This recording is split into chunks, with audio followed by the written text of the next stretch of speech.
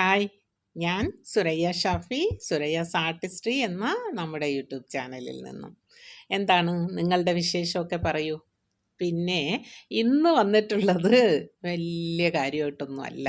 ഒരു നെത്തോലിക്ക് ഒരുപാട് പേരുണ്ട്. നെത്തോലി ചെറിയ മീനല്ല, പ്രത്യേകിച്ച് എന്നെ സംബന്ധിച്ചിടത്തോളം ഒത്തിരി ഇഷ്ടമുള്ള മീനാണ്. അപ്പോൾ ആ നെത്തോലി വെച്ചിട്ട് മാങ്ങയൊക്കെ ഇട്ടിട്ട് ഒരു പീര അല്ലെങ്കിൽ നെത്തോലി അവിയൽ, നെത്തോലി പറ്റിച്ചത്, ഇങ്ങനെ കുറേ കാര്യങ്ങൾ പറയാനുണ്ട്. പറ്റിച്ചു എന്നും വറ്റിച്ചു എന്നും ഒക്കെ പറയലുണ്ട്. അപ്പോൾ ആ ഒരു നെത്തോലി അവിയലാണ് ഞാൻ ഇന്ന് കാണിക്കുന്നത്. ഞങ്ങളുടെ ട്രിവാൻഡ്രത്തൊക്കെ അല്ലെങ്കിൽ ഞങ്ങളൊക്കെ നെത്തോലി അവിയൽ എന്നാണ് പറയുന്നത്. നല്ല എരിവും പുളിയും അതിൻ്റെ കൂടെ മാങ്ങയും ഒക്കെ ചേർത്തിട്ട്, പിന്നെ നല്ല ഫ്രഷ് കറിവേപ്പില അങ്ങനെയൊക്കെ ചേർത്തിട്ട് നല്ല ഒന്ന് ഇതാക്കി വറ്റിച്ചെടുക്കുന്ന ഒരു സാധനം. പിന്നെ അതിൻ്റെ കൂടെ ഇന്ന് ഞാൻ എടുക്കുന്നത് കപ്പ, അതൊന്നും കാണിക്കുന്നില്ല. കപ്പയും മത്തി ഫ്രൈ, മത്തിക്കറി, ഇത്രയും ഉണ്ട് ഇന്ന്. അതിൻ്റെ കൂടെ ചീരത്തോരനും അങ്ങനെയൊക്കെയുള്ള എല്ലാ മേമ്പൊടിയും ഉണ്ട്. എങ്കിലും ഞാനിതിൽ കുക്ക് ചെയ്ത് കാണിക്കുന്നത് നെത്തോലി അവിയലാണ്. വന്നിരുന്നത് ദേ ഇവിടെ ബാക്കിൽ TV കേടായിപ്പോയി. അപ്പോൾ അതെടുത്ത് ഇവിടെ വെച്ചേക്കുന്ന ആ സീനിലാണ് ഞാൻ വന്നിരുന്നത്. ഇവിടെ ഈ പറഞ്ഞ പോലെ ഷാഫിക്കാക്കൊക്കെ കുറച്ച് ന്യൂസൊക്കെ കണ്ടാൽ അങ്ങ് ഫുള്ള് കണ്ടുകൊണ്ടേയിരിക്കും. വേറെ ഒരു ചിന്തയില്ലാതെ ലയിച്ചിരുന്ന് കാണും. എനിക്കാണെങ്കിൽ അങ്ങനെ നല്ല TV അഡിക്റ്റ് അല്ല, അത് തന്നെ പറയാം. ന്യൂസും അത്ര ഇഷ്ടമല്ല, രാഷ്ട്രീയം ഇല്ല, ഇതൊക്കെയാണ് എൻ്റെ പോളിസികൾ. അപ്പോൾ അതിനിടയ്ക്ക് TV ചീത്തയായാൽ പെട്ടെന്ന് ശരിയാക്കിയേ പറ്റുള്ളൂ. മെക്കാനിക്ക് അന്ന് തന്നെ വിളിച്ച് പറഞ്ഞു വന്നു, പക്ഷേ അഴിച്ചെടുത്തിട്ട് കുറച്ച് ഇവിടെ ചാരി വെച്ചിട്ട് കുറച്ചെന്തോ പണി ചെയ്തിട്ട് പോയിട്ട് ഈ 3 ദിവസമായി. ഇനി ഇന്ന് വരാമെന്ന് പറഞ്ഞേക്കാണ്. വരുമായിരിക്കും, വെയിറ്റ് ചെയ്തിരിക്കുകയാണ്. അപ്പോൾ എന്തായാലും ആ ഒരു കഥയും കൂടി നിങ്ങൾ കേട്ടല്ലോ. എനിക്കിനി മാറാൻ വയ്യ. അപ്പോൾ തുടങ്ങാം. അപ്പോൾ നല്ല ഫ്രഷായിട്ടുള്ള തേങ്ങ കുറച്ച് ഇടുന്നു, ഒരു 2 പിടിയോ അല്ലെ നിങ്ങൾക്ക് ഇഷ്ടമുള്ള അത്ര.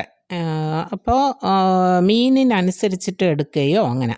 പിന്നെ ഒരല്പം മഞ്ഞൾപ്പൊടി, പിന്നെ മുളക് പൊടി നല്ല എരിവുള്ളത്. ഇവിടെ എരിവിൻ്റെ ആൾക്കാരാണ്, അതുകൊണ്ട് എരിവുള്ളത് തന്നെയാണ് ചേർക്കുന്നത്. പിന്നെ ഒരല്പം കളറിന് വേണ്ടി വേണമെങ്കിൽ നമുക്ക് കാശ്മീരി ചില്ലിയും കൂടി മിക്സ് ചെയ്തിട്ടും ചേർക്കാം. പിന്നെ ഇതിൽ 2-3 പച്ചമുളകൊക്കെ ചേർക്കുന്നുണ്ട്, അതിനനുസരിച്ചിട്ട്. ഞാൻ അതിനൊന്നും ഒരു കൃത്യമായ അളവ് പറയുന്നില്ല. ആവശ്യത്തിന് പുളിയും 3-4 കഷ്ണം ചെറിയ ഉള്ളിയും, 3-4 പീസ് ചെറിയ ഉള്ളി ചേർക്കണം, അതിനൊരു പ്രത്യേക ടേസ്റ്റാണ്. അതത്രയുമാണ് അരയ്ക്കാനായിട്ട് എടുക്കുന്നത്. അത് കഴിഞ്ഞിട്ട് ചട്ടിയിലേക്ക് അല്പം ഉലുവ, 3-4 പച്ചമുളക് കീറിയത്, അത് കഴിഞ്ഞിട്ട് നമ്മൾ മിക്സിയിലിട്ട സാധനങ്ങൾ അരച്ചെടുത്തിട്ടുണ്ട്. അത് അരച്ചെടുത്തതെന്ന് പറയുന്നത് ഭയങ്കരമായിട്ട് അരയുക അതുമല്ല, എന്നാലും ഒതുക്കി തേങ്ങ പോലെ കിടക്കുന്ന അങ്ങനെയല്ല, അല്ലാത്ത അതിനിടയിലുള്ള ഒരു രീതിയിലാണ് അരച്ചെടുക്കുന്നത്. അത് അരവ് നിങ്ങൾക്ക് അവിയൽ പോലെ ഒതുക്കിയെടുക്കാനാണ് ഇഷ്ടമാണെങ്കിൽ അങ്ങനെയും എടുക്കാം. അപ്പോൾ അതിനെ ഇനി നമ്മൾ ഉപ്പും ചേർത്തിട്ടാണ് അടുപ്പിലേക്ക് വെക്കാനുള്ളത്. ബാക്കി പുളി ഞാൻ കുറച്ച് ചേർത്തത് മാങ്ങ ഇടാൻ ഉദ്ദേശമുണ്ട്. നെത്തോലി മാങ്ങ, അതാണ് നമ്മുടെ ഇന്നത്തെ മിക്സ്. അതുകൊണ്ട് പുളി അതിനനുസരിച്ചാണ് ചേർത്തത്. മാങ്ങ ഇല്ല എങ്കിൽ പുളി നമ്മളുടെ ആവശ്യത്തിന് ചേർക്കാം. പിന്നെ മറ്റൊരു കാര്യം വെച്ചാൽ വെള്ളം ഒരല്പം ഞാൻ ചേർക്കും. ചിലർ അതിനെ മിക്സ് ചെയ്ത് അങ്ങനെ നന്നായി ഒന്ന് വിരകി അതങ്ങനെ അങ്ങ് വയ്ക്കും വെള്ളമില്ലാതെ. പക്ഷെ എനിക്കതങ്ങനെ അത്ര ഇഷ്ടമല്ല. അതുകൊണ്ട് ചെറിയ തോതിൽ ഇച്ചിരി വെള്ളം ഒഴിച്ച് മിക്സ് ചെയ്തിട്ടാണ് ഞാൻ വയ്ക്കുന്നത്. എന്നാലേ എനിക്ക് ആ വേവ് കൃത്യമായി കിട്ടുള്ളൂ എന്നുള്ള ഒരു വിശ്വാസത്തിലാണ് അങ്ങനെ ചെയ്യുന്നത്. നെത്തോലി ഏറ്റവും കൂടുതൽ ഇവിടെ കിട്ടുന്നത്, നമുക്ക് UAE-യിലൊക്കെ കിട്ടുന്നത് മറ്റേ വലിയ വെളുത്ത നെത്തോലിയാണ്. ചെറുതൊക്കെ നാട്ടിലേ കിട്ടുള്ളൂ. അപ്പോൾ അത് ഏത് ടൈപ്പാണെങ്കിലും ഇങ്ങനെ വയ്ക്കുമ്പോൾ ഭയങ്കര ടേസ്റ്റാണ്. നെത്തോലിക്ക് കുറേ പേരുകൾ കുറേ നാടുകളിൽ പറയും. കൊഴുവ, അല്ലെങ്കിൽ ചൂട, ഇങ്ങനെയൊക്കെ പറയലുണ്ട്. എന്തായാലും നമ്മുടെ നാട്ടിലൊക്കെ നെത്തോലി എന്ന് തന്നെയാണ് പറയുന്നത്. നെത്തോലി ഒരു ചെറിയ മീനല്ല എന്നാണ്. അപ്പോൾ എന്തായാലും നമുക്ക് അത് അടുപ്പിലേക്ക് വെച്ചു. തിള വന്നു.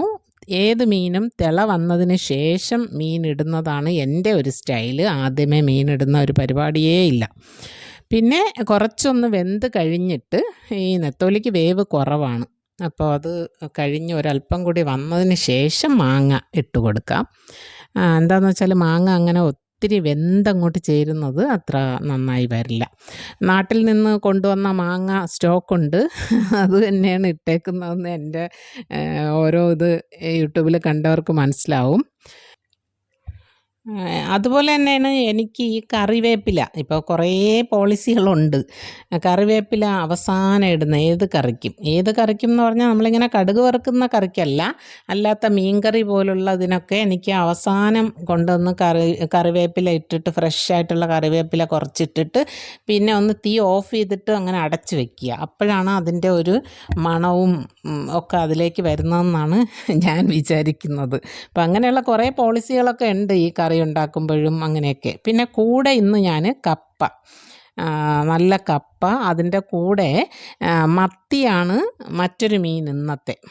അപ്പോൾ മത്തി പൊരിച്ചതുമുണ്ട്, മത്തി തേങ്ങ അരച്ച കറിയുമുണ്ട്. നമുക്ക് ഈ കേരളത്തിൻ്റെ ആൾക്കാർക്ക് തേങ്ങ വിട്ടിട്ട് വലിയ കളിയൊന്നും ഇല്ലല്ലോ, അപ്പോൾ അതുകൊണ്ട് അതും തേങ്ങ അരച്ച കറി തന്നെയാണ്. ഇവിടെ തേങ്ങ അരച്ച കറികൾക്കാണ് പ്രിയം കൂടുതൽ. പിന്നെ നെത്തോലി അവിയൽ, മത്തി പൊരിച്ചത് എല്ലാം കൂടി എടുത്തിട്ടുണ്ട്. അപ്പോൾ എങ്ങനെ ഉണ്ടെന്ന് നിങ്ങൾ പറയണം കേട്ടോ. ഇതുപോലെ വെച്ച് നോക്കാൻ ഇഷ്ടമുള്ളവർ വെച്ച് നോക്കണം. മാങ്ങയൊക്കെ ഇട്ടിട്ട് നെത്തോലി നല്ല വറ്റിച്ചെടുത്തത് ഇങ്ങനെ വെച്ച് നോക്കി ടേസ്റ്റ് ചെയ്തിട്ട് പറയണം കേട്ടോ നിങ്ങൾ.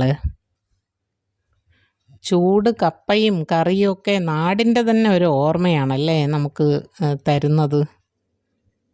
എങ്ങനെയുണ്ട് നെത്തോലി അവിയൽ അല്ലെങ്കിൽ നെത്തോലി വറ്റിച്ചത്? ഇതുപോലെ ചെറിയ മത്തി ഇട്ടിട്ടൊക്കെ ഉണ്ടാക്കാം. അതുപോലെ കുറേ സാധനങ്ങൾ വെച്ചിട്ട് ഇങ്ങനെ ഉണ്ടാക്കും, ബെൽറ്റ് ഫിഷ് അങ്ങനെയൊക്കെ ചില മീനുകൾ. എന്നാൽ അയല പോലുള്ള ഇത് വെച്ചിട്ട് ഇങ്ങനെ വറ്റിച്ച് വെക്കുന്നത് അത്ര ഇതായിട്ട് തോന്നിയിട്ടില്ല. എന്തായാലും ഏറ്റവും അതിൽ മെയിനായിട്ടുള്ള ഒരു സാധനമാണ് ഈ ഒരു നെത്തോലി. അപ്പോൾ അത് വെച്ചിട്ട് എരിവ്, പുളി അതൊക്കെ നമുക്ക് ഇന്നത് ഇത്ര വേണം അങ്ങനെ പറയുന്നില്ല. കാരണം എന്താണെന്നറിയോ, ചിലർക്ക് പുളി കൂടുതൽ വേണം, ചിലർക്ക് കുറച്ച് മതി. അതുപോലെ മിക്ക പേർക്കും എരിവ് കുറച്ച് മതി. അപ്പം ഞാനാണെങ്കിൽ വറ്റൽ മുളകിൻ്റെ ആ ഒരു മുളകിൻ്റെ എരിവും ഇടും, പച്ചമുളകിൻ്റെ എരിവും ഇടും. അങ്ങനെയുള്ള ആളാണ് ഞാൻ. അപ്പോൾ അതുകൊണ്ട് ഞങ്ങളുടെ ഇവിടെ കുറച്ച് എരിവ്, പുളി ഇതെല്ലാം കുറച്ച് കൂടുതലാണ്. അപ്പോൾ അതിന് അതിൻ്റേതായ രീതിയിൽ തന്നെ നിങ്ങൾ ചേർത്താൽ മതി. അപ്പോൾ എന്തായാലും നിങ്ങൾ ട്രൈ ചെയ്ത് നോക്കണം. സുരയ്യാസ് ആർട്ടിസ്ട്രി എന്ന നമ്മുടെ യൂട്യൂബ് ചാനൽ സബ്സ്ക്രൈബ് ചെയ്ത് ലൈക്കും ഷെയറും ചെയ്യണം. അതുപോലെ ബെല്ലൈക്കൺ ക്ലിക്ക് ചെയ്തിട്ട് ഓളെന്ന ഓപ്ഷനും കൊടുക്കണം. അപ്പോൾ നെക്സ്റ്റ് മറ്റൊരു വീഡിയോ, ഇതല്ലാതെ വേറൊരു തരത്തിലുള്ള മറ്റൊരു വീഡിയോ ആയിട്ട് നമുക്ക് വീണ്ടും കാണാം.